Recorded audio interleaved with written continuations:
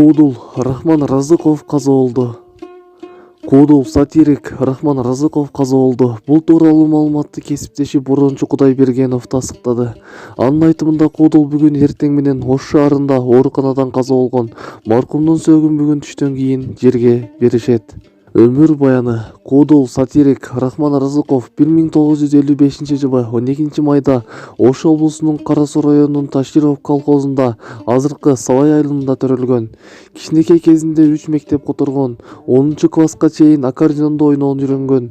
Студент кезинде бул өнөрү менен жетекчиликке чейин көтөрүлүп, Таң Жылдыз деген топту негиздеген, кийин Бешилик, Бешкемпир топторун түзгөн.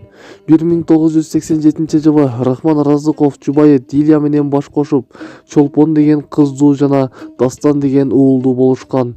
Куудулдун мурдагы никесинен 3 баласы бар. Рахман Разыков куудулдук өнөрүнөн тышкары көптөгөн тасмаларга тартылган. Ал Түндүктүк келин тасмасында айыл башчынын образын мыкты ачып бере алган. Булак супер кежи.